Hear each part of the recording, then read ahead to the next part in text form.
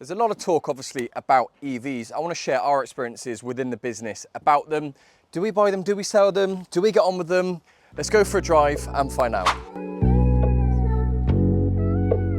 Got it, Lou.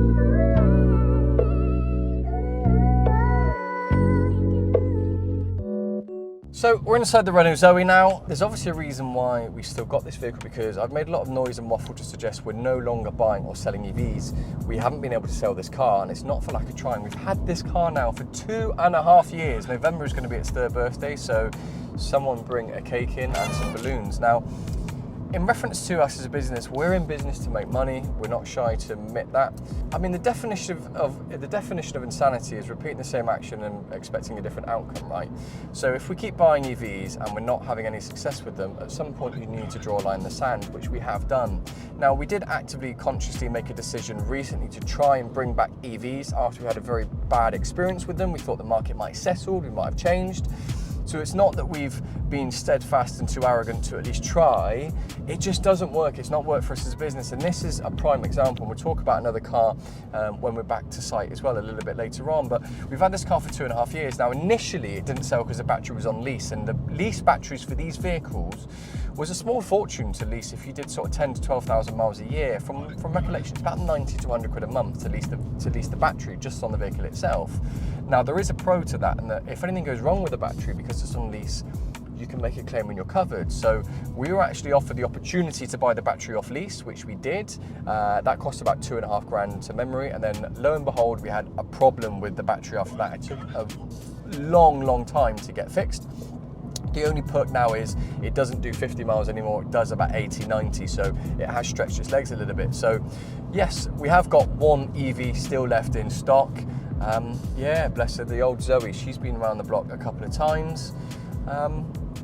Yeah, let's jump outside and let me talk to you a little bit about the reasons why I think EVs take such a hit in depreciation, and why I think the government needs to, I don't know, not be held to account, but why I think people need to question the government a little bit more.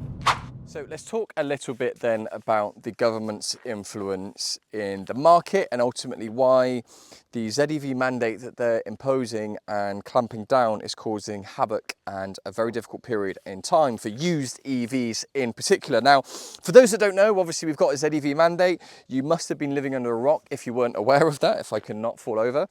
Within reference to that, the initial mandate was 2035. Now, Nissan in Sunderland, well, almost threw their toys out the pram and wanted to leave, to be honest. So they had serious considerations, and they still have. There's a lot of uncertainty within their plants.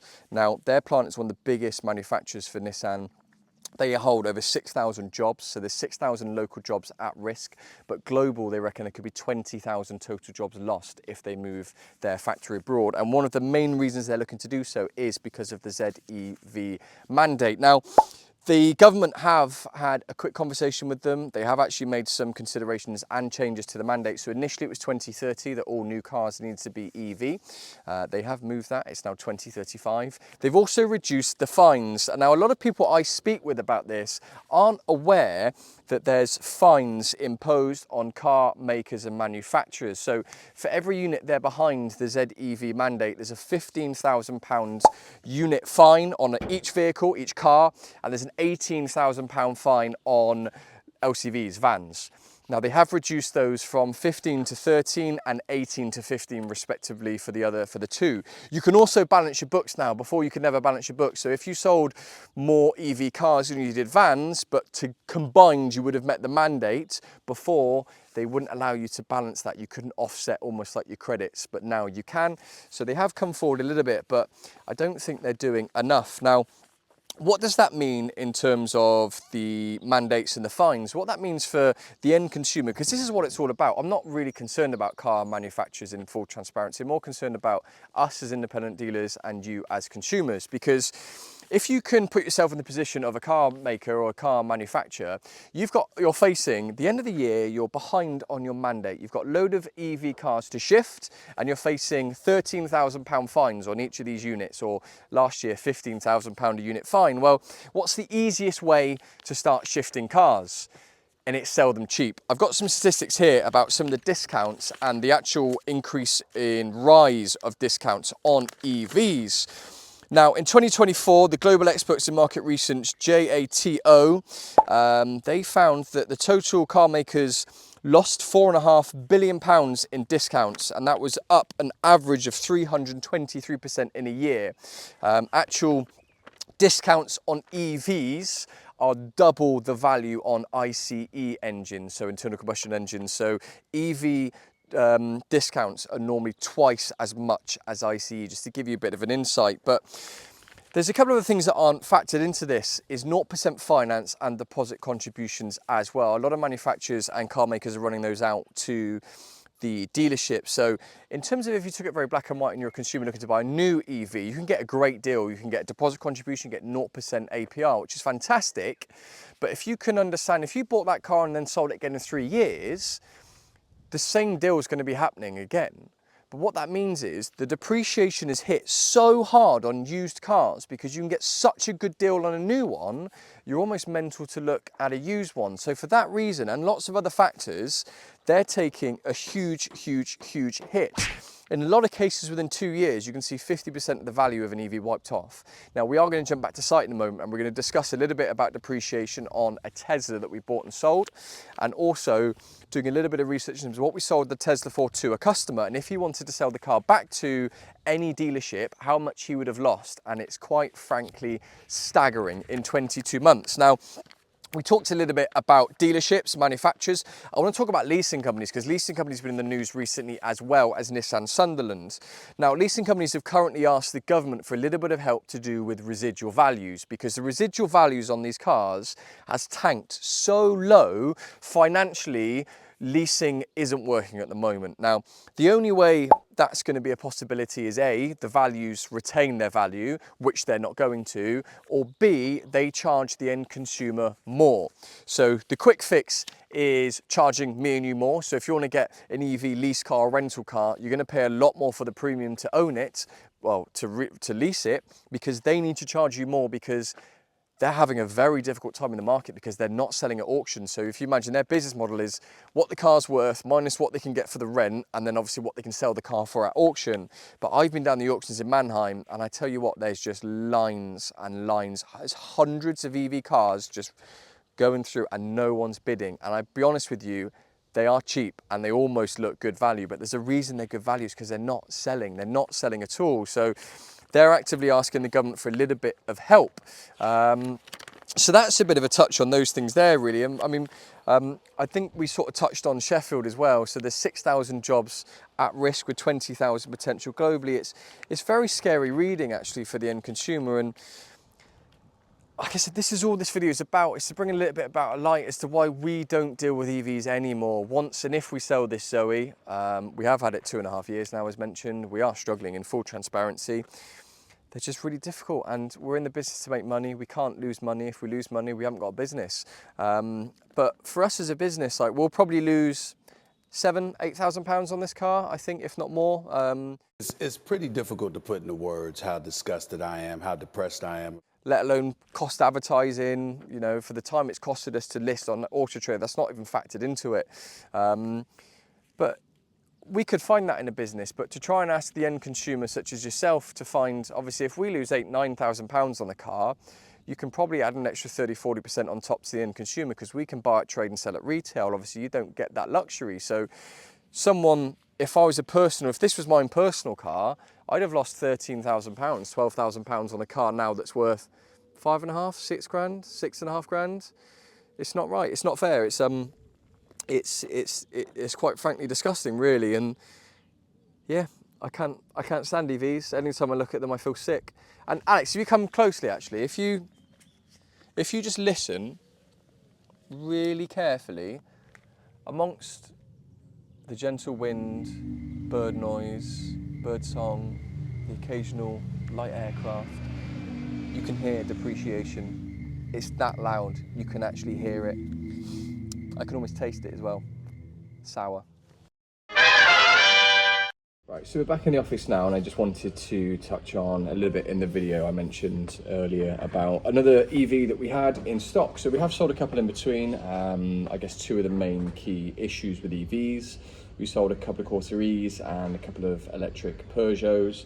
None of them really did very well for us. They sat for a while. We ended up with little to no profit in. We've also actually got a Peugeot, I think it's a 3 or 588 with a rear motor issue, and that bill's £5,000 to put that right at the moment. So we are currently dealing with that at the moment. So the one thing I wanted to touch about actually was the other vehicle I mentioned, which was a Tesla. So we bought and sold a Tesla a couple of years ago. Now, I'm just going to bring everything up here for you. Now, in reference to the Tesla here, we bought the vehicle, we sold the vehicle initially on the 12th of the 7th, 2023.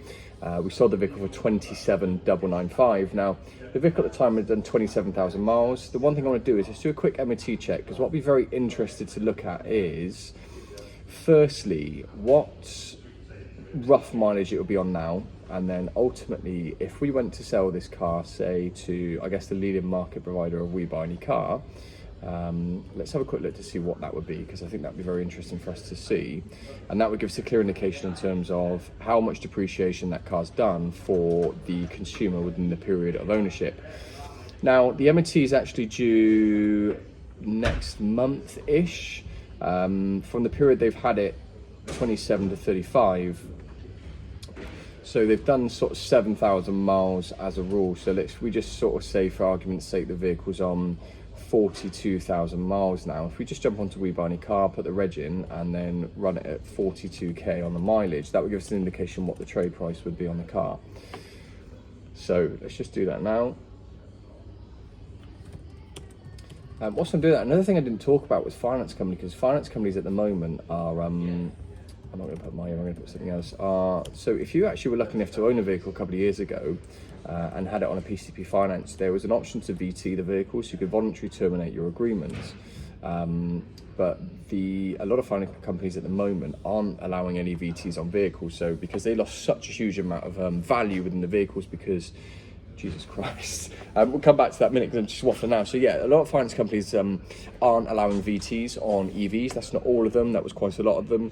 And also a couple of finance companies were also quite hitting the residuals really, really hard to protect themselves. So the residual values they were offering on EVs were very, very minimal. So that's what finance companies are doing at the moment to sort of protect themselves. But if we just have a quick look here, the current valuation to that car is 10,810. So we sold the vehicle to Mr. Joe Bloggs at 27,995. Now, we sold it cheap actually at the time. That car was cheap. We had to sell it cheap to get it sold. So that leaves a total depreciation of 17,183. They've had it for 22 months. That works out a monthly depreciation to be about £781 a month. So Mr. Joe Bloggs, unfortunately, if he's still got his car, has lost on average £781 a month in depreciation, which is quite frankly staggering. Now, you can't look at, and this is not a one-off, this is extremely common, this is a lot of EVs. It's unsustainable is the only word, and the government want to push EVs like nothing else, right? But it's not sustainable, because this isn't a one-off. This is the consistent level of depreciation that's been going on now for 4 years, that this level of depreciation hasn't changed. This is the standard level of depreciation. We can almost, I'll actually go on CAP. Let's have a look at CAP now. So CAP stands for current auction price. And I'll put the reg of this car in. That will tell us the indication of actually how much it's depreciated this year alone. And I'll also probably be able to see when the gentleman bought the car previous. I think I've done one here, yeah. So it's been a lot softer. So last year, cap clean was 12. Cap clean currently is 12,350. Last year was 16,600. But if I go onto here, what we'll see is, we'll see where it heavily depreciated, which was closer to it being new. So back in 2023, when we sold the vehicle, the vehicle's value was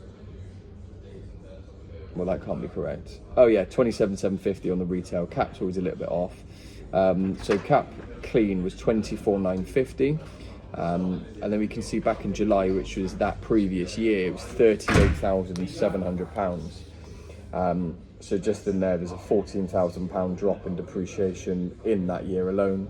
So again, that just goes to show a huge amount of depreciation when the vehicle's newer.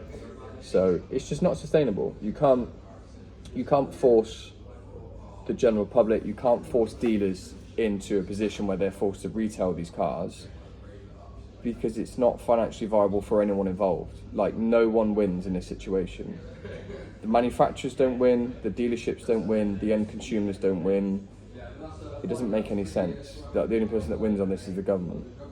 Even then, I don't think they win, because they have to build the infrastructure, and then they have to come up with a way to be able to provide enough energy to charge everyone's cars between 5, 6 in the evening, and 7 in the morning. It's not.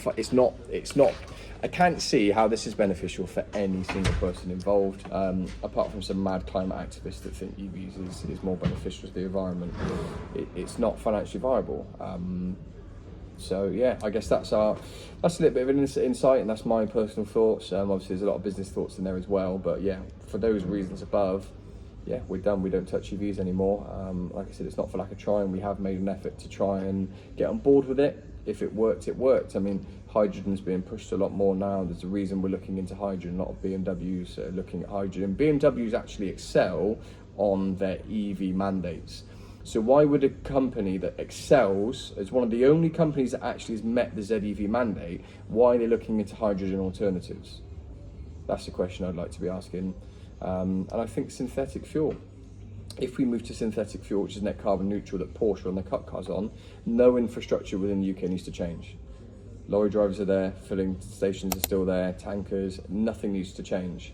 I think it's all a complete farce, and it's just a complete false economy that we're even discussing this, to be honest. But it's the way the government are pushing stuff. I don't think it's right, and I just can't see it financially benefiting anyone involved, and I guess that's my thoughts.